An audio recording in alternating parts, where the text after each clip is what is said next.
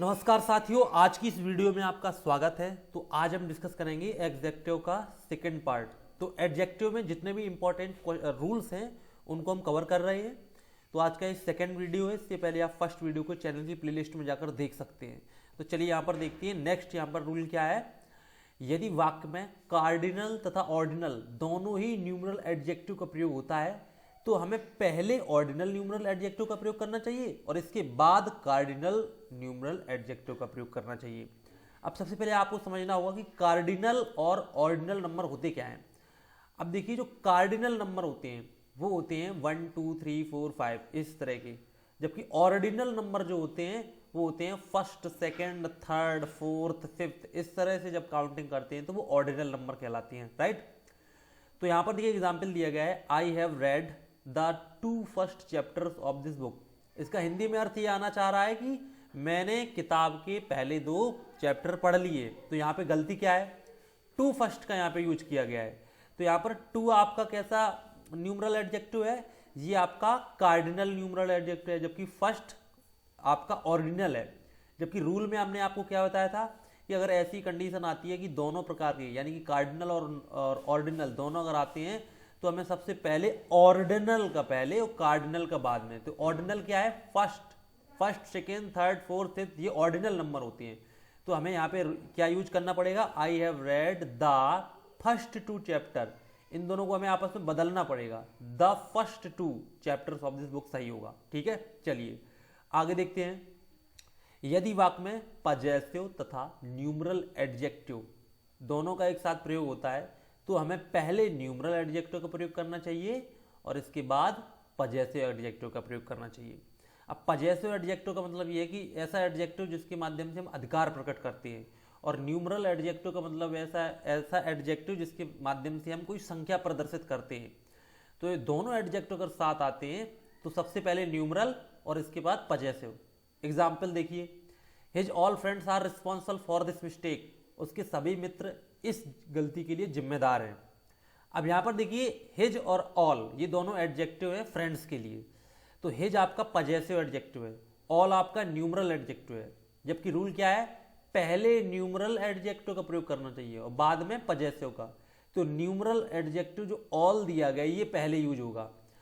तो all his all की जगह क्या सही हुआ है, all his friends are responsible for this mistake.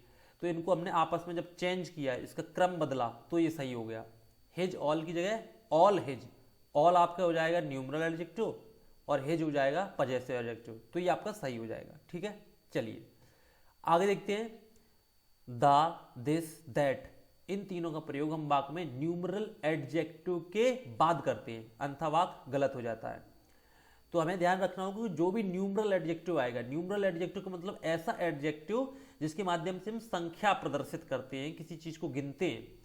तो न्यूमरल एडजेक्टिव के बाद ही द, दिस, दैट का प्रयोग करेंगे। जैसे the all books are lying on the table, सभी किताबें टेबल पर पड़ी हुई हैं। तो गलती क्या है, द ऑल बुक्स, द पहले दिया है, ऑल जो न्यूमरल एडजेक्टिव है वो बाद में है। जबकि रूल क्या है कि न्यूमरल एडजेक्टिव पहले होगा, द, दिस, दैट बाद में। तो सही करके देखिए, दूसरा सेंटेंस दिया गया है, ऑल द, देखिए द ऑल की जगह पे क्या हो गया है, all the books are lying on the table. अब ये सही हो गया।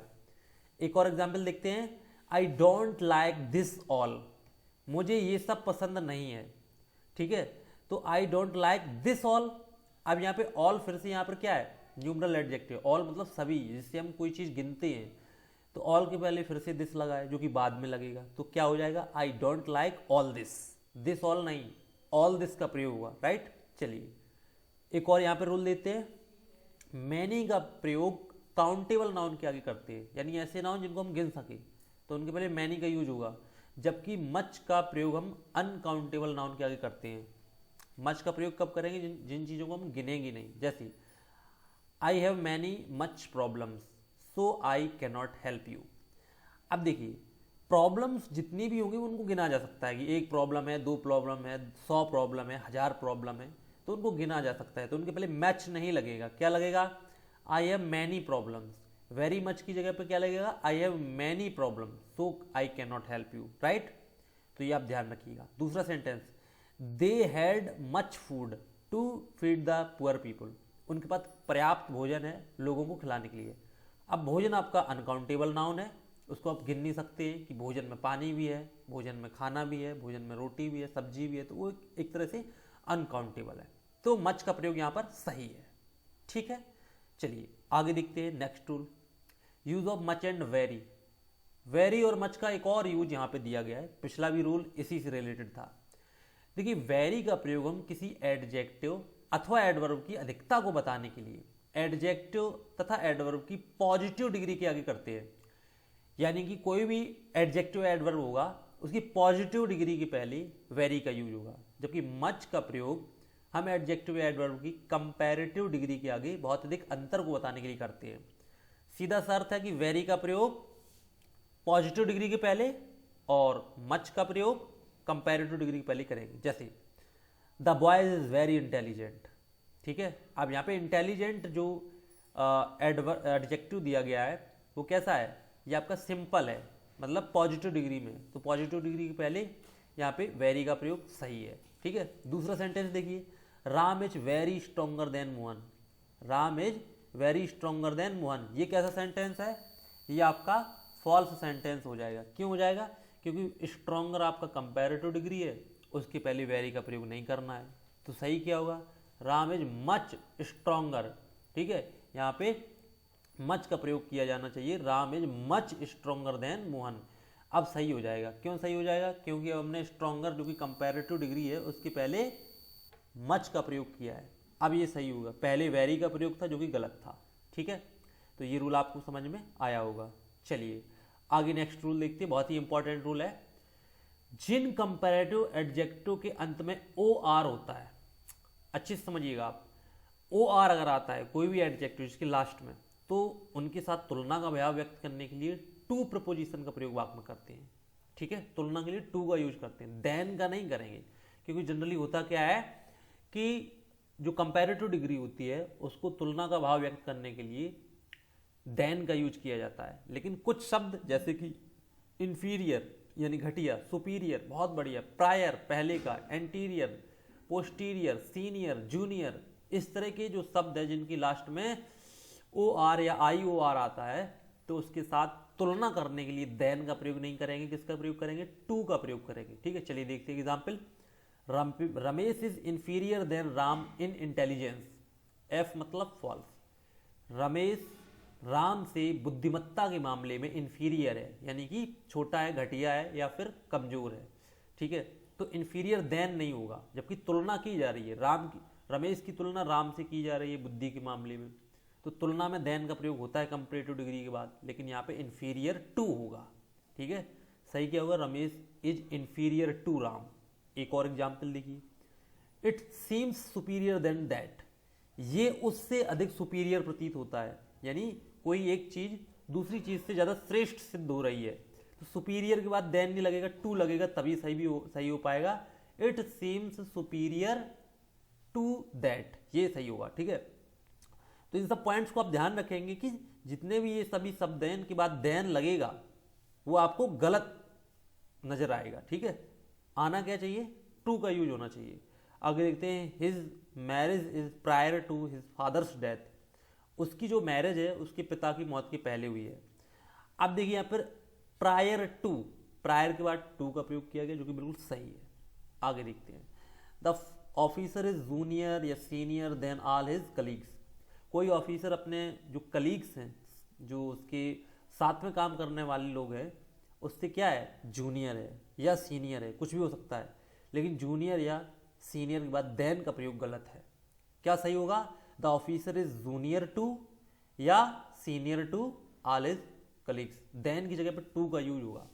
तो ये जो रूल है वो अच्छी तरह से आप समझ लीजिए कि इन शब्दों के बाद देन नहीं बल्कि टू का यूज करना होगा। बहुत ही इंपॉर्टेंट रूल है, इससे रिलेटेड क्वेश्चंस बनते हैं। चलिए आगे देखते हैं, कुछ एडजेक्टिव जो कि ऐसे गुणों को व्यक्त करते हैं जो विभिन्न अवस्थाओं यानी कि डिग्री में नहीं होते हैं, यानी उनका कुछ और डिग्री नहीं बनाई जा सकती, उसकी सुपरलेटिव डिग्री नहीं हो सकती, उसकी कंपैरेटिव डिग्री नहीं हो सकती है, यानी उनकी डिग्री नहीं होती है और उनकी डिग्री चेंज करने का प्रयास नहीं करना चाहिए। ये भी बात कही गई है कि वो एडजेक्टिव जिनकी कोई डिग्री नहीं होती है तो जबरदस्ती आप उसकी कोई डिग्री चेंज नहीं करेंगे। जैसे स्क्वायर, स्क्वायर मतलब वर्ग, जैसे कोई वर्ग बनाया गया है जिसकी चारों भुजाएं बराबर है, जैसे 2 सेंटीमीटर का कोई वर्ग है, 2 सेंटीमीटर 2 सेंटीमीटर 2 सेंटीमीटर 2 सेंटीमीटर, तो ये एक स्क्वायर हो गया। लेकिन हम उसी के सामने 5 सेंटीमीटर का स्क्वायर निकाल लें, 5 सेंटीमीटर 5 सेंटीमीटर 5 सेंटीमीटर 5 सेंटीमीटर, तो हम कभी भी ये नहीं कह सकते हैं कि 5 सेंटीमीटर वाला जो वर्ग है वो 2 सेंटीमीटर वाले वर्ग की तुलना में ज्यादा वर्गाकार है। ऐसा नहीं कह सकते। क्यों नहीं कह सकते? क्योंकि वर्ग चाहे 1 सेंटीमीटर वाला हो, चाहे 2 सेंटीमीटर वाला हो, चाहे 5 वाला हो या 50 सेंटीमीटर वाला, वर्ग वर्ग ही रहेगा, उसकी भुजा चाहे कितनी भी छोटी हो, क्योंकि उसकी चारों भुजाएं बराबर होंगी। तो उसकी डिग्री नहीं हो सकती कि कोई वर्ग दूसरे वर्ग की तुलना में ज्यादा वर्गाकार है, इसलिए उसकी कोई डिग्री चेंज नहीं होगी, वो हमेशा एक ही रूप में रहेगा। जैसे कि राउंड, राउंड मतलब एक तरह से गोला, वृत्त मान के चलिए। तो अगर 1 सेंटीमीटर त्रिज्या का कोई अगर वृत्त है और एक आपका 5 सेंटीमीटर त्रिज्या का कोई वृत्त है, तो भले ही त्रिज्याएं अलग अलग हों लेकिन वो रहेंगे दोनों वृत्ताकार। ये आप नहीं कह सकते हैं कि छोटा वाला वृत्त कम वृत्ताकार है और बड़ा वाला वृत्त अधिक वृत्ताकार है, ये आप नहीं कह सकते हैं, क्योंकि वृत्त तो वृत्त होता है, चाहे भी उसकी त्रिज्या कोई भी हो। तो इसलिए राउंड को भी आप किसी भी डिग्री में चेंज नहीं कर सकते हैं कि बड़ा वाला जो राउंड है, बड़ा वाला वृत्त है वो ज्यादा, यानी सुपरलेटिव डिग्री में, ऐसा कुछ नहीं हो सकता है। या फिर परफेक्ट, परफेक्ट मतलब पूर्ण, बिल्कुल पूर्णतया। अब कोई चीज पूर्णतया से अधिक क्या बड़ी हो सकती है? जब पूर्ण हो ही गया है तो इससे ज्यादा क्या हो सकता है? कुछ नहीं हो सकता है, तो उसकी भी डिग्री चेंज नहीं होगी। इसी प्रकार से कुछ और भी शब्द हैं, जैसे एटर्नल, स्थाई। अब स्थाई से और अधिक स्थाई कुछ नहीं हो सकता है। स्थाई मतलब एट लास्ट, स्थाई।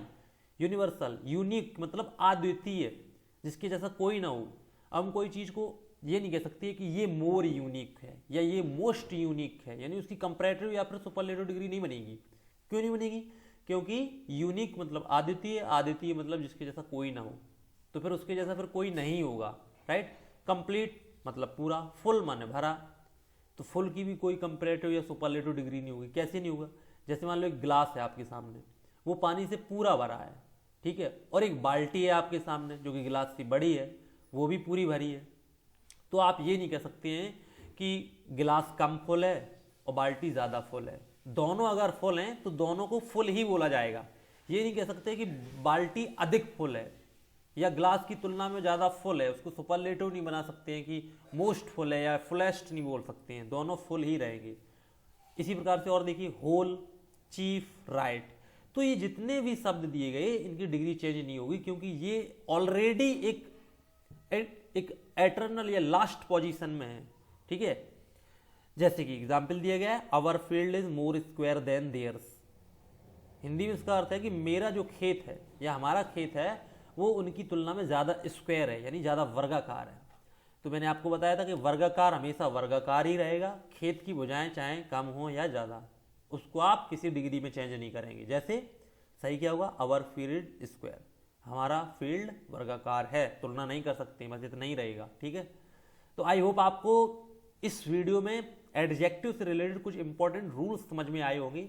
इसके बाद आपको एडजेक्टिव का लास्ट पार्ट देखने को मिलेगा, लास्ट वीडियो देखने को मिलेगा, जिसमें कुछ और एडवांस रूल्स का हम डिस्कशन करेंगे। तब तक के लिए मिलते हैं नेक्स्ट वीडियो में, तब तक के लिए नमस्कार।